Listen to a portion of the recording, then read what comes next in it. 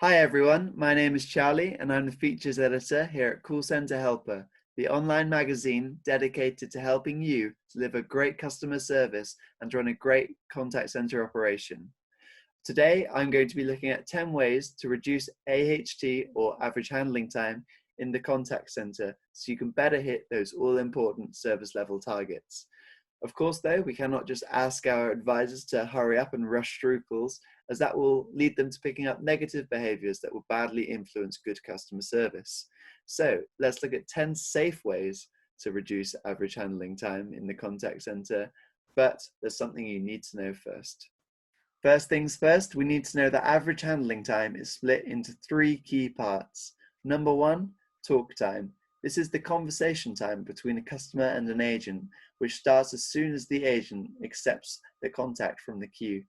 Number two is hold time. This is the time when the customer is put on hold, either so that an agent can go and look for more information or to transfer the customer through to a different agent. And the third part of average handling time is wrap time. And this is the time after a customer-agent conversation has come to an end, in which the advisor completes their after-call work. After-call work includes activities such as logging the call reason, logging the call outcome, scheduling follow-up contacts and actions, and also updating colleagues.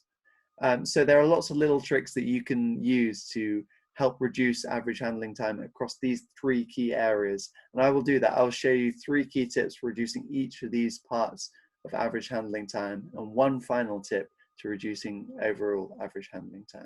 Tip number one is to use signposting. My first tip to reduce talk time is to coach agents to use a call control technique that's often known as signposting. Signposting means giving the customer a little bit of warning about what they're going to need for the call ahead.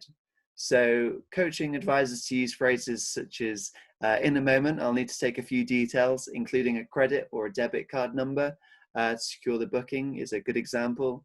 Another one could be, if you're able to see the reference number in the top right-hand corner of your bill, that would be really great. Otherwise, we can find that off your postcode. These helpful little phrases that advisors can use during a call can really help to move the call along at a really nice pace. So not only does this technique reduce AHT, but it leads to a slicker overall conversation. Tip number two is to implement screen pop. My second tip to reduce talk time is to use screen pop technology to present agents with the important customer information they need as soon as the call is delivered to them. This stops agents from having to search across multiple different contact center systems throughout the course of a call, or having to ask customers for the information themselves, which can really add to your AHT.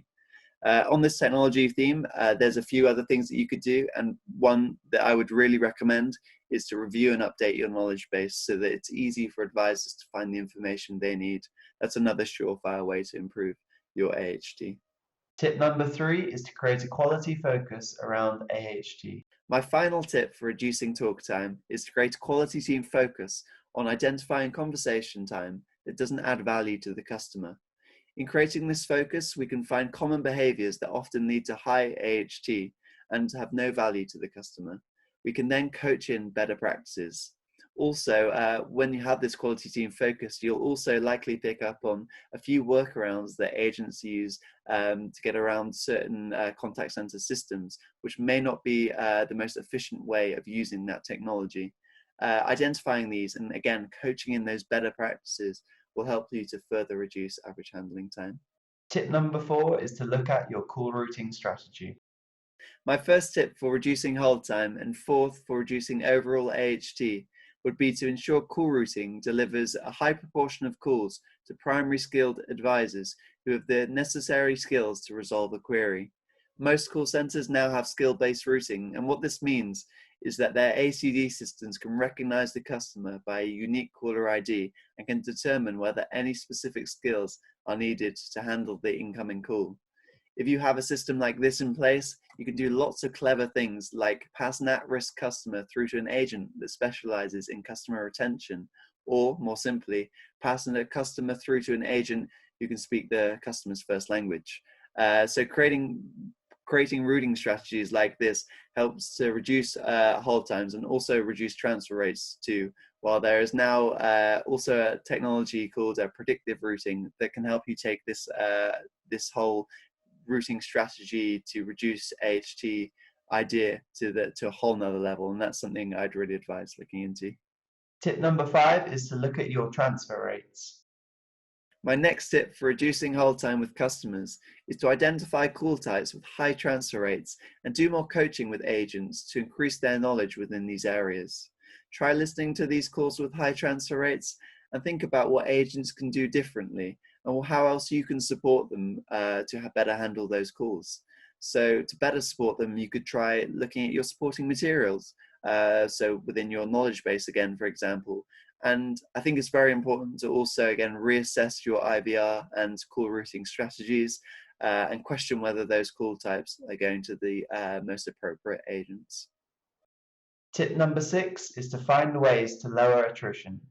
A final piece of advice for reducing hold time is to find ways to lower attrition by recognizing and rewarding your highest performing agents.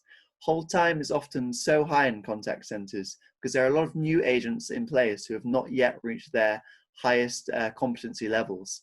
But we can limit this by doing a better job of retaining our best talent. There are lots of ways that we can do this, like investing in new shift patterns to offer advisors more choice and better meet their lifestyles and preferences. But we can also do things like add in new intermediate roles between the agent and the team leader position, just like subject matter experts. And that creating these roles will allow agents to feel as if they're progressing in their careers with you. Tip number 7 is to coach agents abbreviations for after call work. A great tip for reducing wrap time is to teach abbreviations and system shortcuts to agents to speed up the logging of call notes. These abbreviations include acronyms, shortcode, and shorthand replacements for commonly used words and phrases in the call center. For example, agents could, instead of typing the word customer, simply type CUST or use DLVY for the delivery. Or you could also use symbols like the @ sign for at or the equals sign for equals. Tip number 8 is to watch out for agent tricks. Another way to reduce wrap time in the contact center is to ensure that agents aren't using it as an excuse for an extra little break in between one call and another. It's common for agents to play tricks like this in the contact center, but if you find that they are doing this when you look at kind of agent activity reports, take a look at your occupancy rates and just ensure that make sure that they're not going over that 85% rate, as that will eventually lead to agent burnout, and that's the reason why they are playing those tricks. However, back on the topic of AHT, you might also want to check that agents aren't playing other games like sitting on a hanger. And this is a classic where the customer will have finished the conversation but just forgotten to hang up. So the advisor would just kind of sit there on the deadline. So while the call is technically still registering by your contact center systems, the customer is long gone. So yeah, you just want to kind of just be aware of tricks like this, increase your knowledge of agent tricks like this, and evaluate more calls and employ speech analytics systems to help you really unearth these little tricks that can really actually make a big impact on your average handling time. Tip number 9 is to use an after-call work timer. A final tip for reducing wrap time is to use an after-call work timer to define a threshold to complete the call wrap process. And this can be used as a psychological device to manage agent behavior. We could also train agents to complete some of their wrap-up work while still on the call in those moments when the customer's looking for something, maybe, for example, so not to harm overall call quality. Just make sure that agents only do this though when the customer is disengaged. We need advisors to be actively listening when the customer is talking, so agents should not be distracted by their after-call work during the one-to-one conversation, or maybe stressed about the prospect of having a after-call work timer there as well. So really think about the psychological impact before you implement these strategies. Tip number 10 is to use Quartile Analysis. My final tip for reducing average handling time in the contact center is a technique called Quartile Analysis, which was recommended to me by contact center expert Paul Wield. Quartile Analysis enables you to examine the variance between your agent's individual average handling times and split your agent population into 4 separate groups. This means that your Q1 group, your Quartile 1 group, would include the 25% of your agent population with the lowest AHTs, and that goes up through Quartile 2, Quartile 3, and Quartile 4, your Q4 group, which would include the 25% of your agents with the highest average handling times. And the benefit of doing that is that you get to see the average across each quartile, and you'll see a far greater range in performance than you otherwise would have imagined. And this can be insightful because you can start to identify how you might replicate the behaviors of your Quartile 1 group and cascade that down to your other team members. In fact, I think it's best when you undertake quartile analysis to really not only look at average handling time in isolation, but also to factor in CSAT. So look at your agents who are in your Q1 group, for not only the best AHTs, but the best CSAT scores too, and really listen to those calls and listen to some of their call recordings and find the best practices which you can use to coach and replicate through the rest of your team. Because sharing agent techniques is not only really great for helping those in Q1 to feel really good, but you can share examples of their calls and contacts to other agents and show them what good looks like, which is really important for setting expectations while, of course, reducing average handling time in the process. That's it from me. I hope you found each of our 10 ways for reducing average handling time helpful. I've also left lots of useful links in the description box below, including a great article on lowering attrition and another that's filled with great abbreviations for lowering wrap time. I've also put another link in, which is to an article that I've written for Call Center Helper on the topic of reducing average handling time. And in there as well, I discuss many of the ideas that I presented in this video in a bit more detail. I hope I can make lots more videos like this for you in the future. So please hit the subscribe button and take a look at the Call Center Helper website, the leading online magazine dedicated to customer service and contact centers. To do that, visit www.callcenterhelper.com, and I'll see you all soon again for another interesting video. Thanks for watching.